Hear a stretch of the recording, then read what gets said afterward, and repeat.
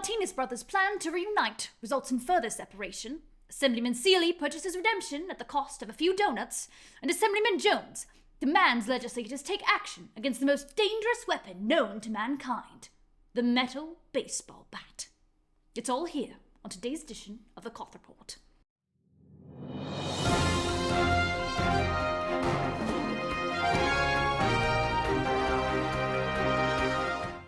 Welcome to the COTH Report for June 30th, 2023. I'm Felicity Hornblower. And I'm Beatrix Boffin. In a moment of confusion today, both Martinez brothers filed grievances with the respective parties, with Assemblyman K. Martinez requesting to join the Constitutionalist Party and Assemblyman T. Martinez requesting to join the Patriot Party. Obviously, there was a lack of communication at some point, as both assemblymen listed a desire to be reunited with the other as a reason for switching to the other party, which would be impossible in the event that both switches were approved, which, unfortunately, they were. The City on the Hill bylaws state that only 3 party switches may be made in any given session, and, following the party changes of Assemblyman Jones and Assemblywoman Galusha, only one of the assemblymen should have been allowed to change parties, according to the rules. However, as both assemblymen submitted their requests at the same time, in an effort to seek justice, the Rules Committee called for a suspension, allowing both assembly members to switch parties. I move that we suspend the rules. So moved. Is there a second? Is there a second? Yes. Is there a second? All in favor? Aye. Aye. Okay. Unfortunately, this did not seem to be the result the Martinezes were expecting. Yeah, I didn't. No. And even more, unfortunately, as the maximum number of party changes have been made for this session, the brothers' separation is permanent, unless the Rules Committee chooses to suspend the rules again. There were some questions as to the legality of the switch on the part of K. Martinez, who declared none of his signatures valid per a previous document he signed earlier this week, stating that any document signed thereafter was not really his signature. Unfortunately, the former governor was quick to retort, stating that this supposed document couldn't hold up in the court of law, as it was not notarized or witnessed by any other assembly members. But I don't know that that works either. It might if it was notarized, I mean, there could be some conditions to which that would be legit, but I'd really have to see the situation. So, unfortunately, as the great poet William Shakespeare once said, what's done is done. The switch of K. Martinez is especially concerning for the Constitutionalists, considering the NDA signed by all Patriot Party members earlier this week. Who knows where the Assemblyman's loyalty now lies? With the addition of Assemblyman K. Martinez, the Constitutionalists now have the one more party member that they so desired earlier this week. Although, with the loss of Assemblywoman Galusha and Assemblyman T. Martinez, they also now have 2 less. Perhaps if they had focused more on keeping their current party members instead of gaining new ones, they would hold the majority now. As Abraham Lincoln once said, eat, drink, and be merry, for tomorrow we bring our bills to the floor. Assemblyman Seeley, whose pronouns today are he, ze, has been making attempts to infiltrate Constitutionalist Party caucuses, despite the fact that he is not, in fact, a constitutionalist. He's not actually here.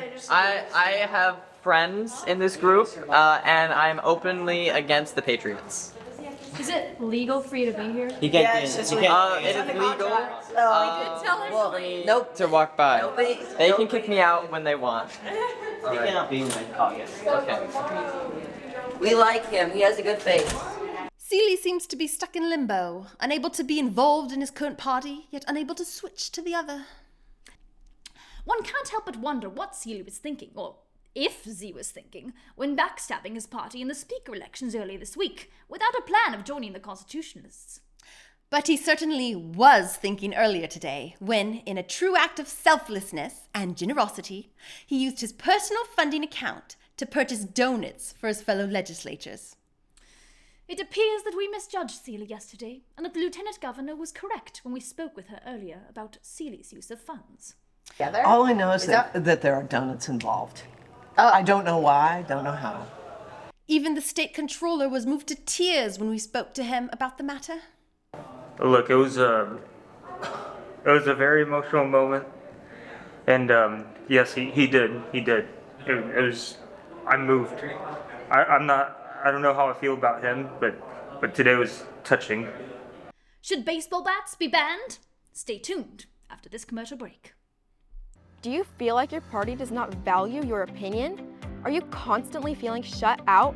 Freshman year at City on the Hill can be hard, especially if your representatives are not fighting for you or your common interests. Hi, my name is Brighton England, and I'm running for Speaker of the House to support the first-year legislators. I know I can represent your freedom of choice regardless of your views at COTH. Vote for Assemblywoman Brighton England as Speaker of the House. I can brighten the way. I'm Controller Mendoza, and I approve of Assemblywoman England for Speaker. My name is Dana Fote, and I'm the Program Administrator for City on the Hill, and I approve of Assemblywoman England running for Speaker. And it has absolutely nothing to do with the fact that I work for her grandmother.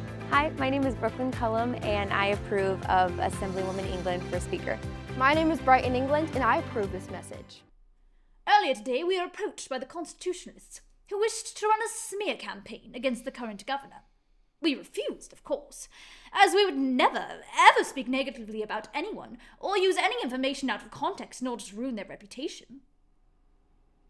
The constitutionalists seemed to be dissatisfied with the governor's decision on the Rules Committee earlier today, claiming the suspension of the rules was unjust and the governor was not playing fairly. That was the last person, but when they learned that we put in the grievance before them, they changed the rules right after we said that. And so there's clearly some bias happening. To defend her decision, we'd like to welcome the governor to the studio for a special edition of Karen's Corner.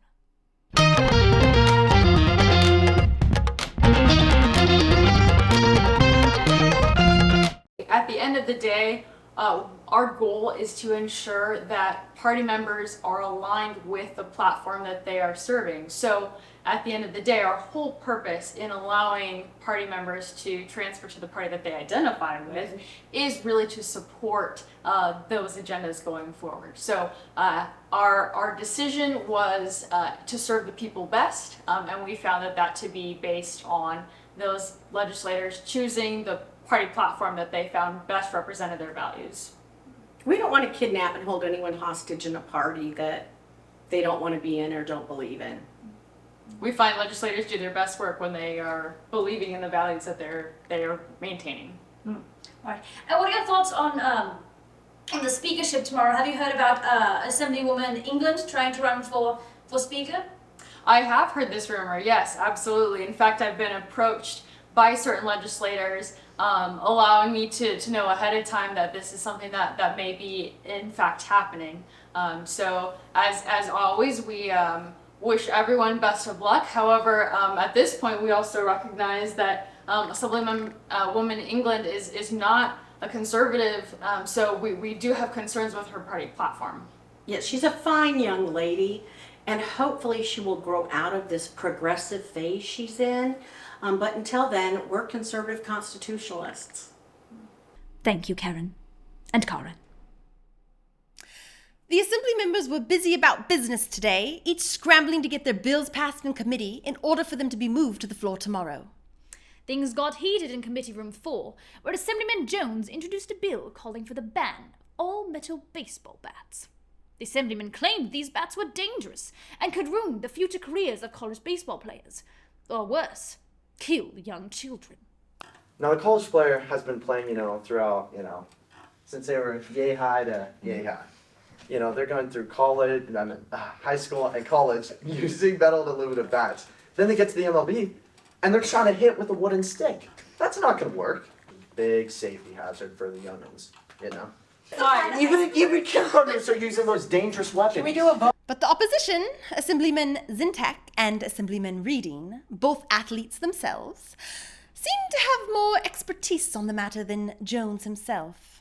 He obviously did no research and doesn't even know it applies to college too, the bill. Okay. Just high school. And he thinks that MLB doesn't know how to use wood bats. So okay, let's just no photos. Get out of here. No photos.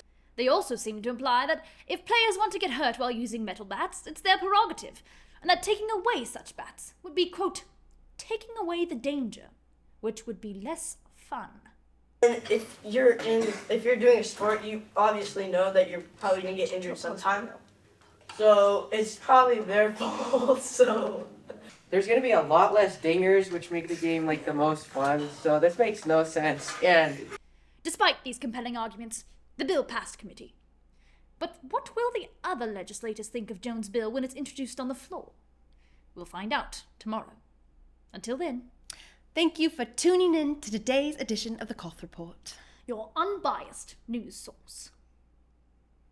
I did my research. See these papers? They are filled out. Okay, that means I've done the research. I've done the research. Okay, and all right, the safety thing kind of got me there, but you know, I think I'm gonna just leave it there, wrap it up. So yeah, we're good. wow, I wonder who won.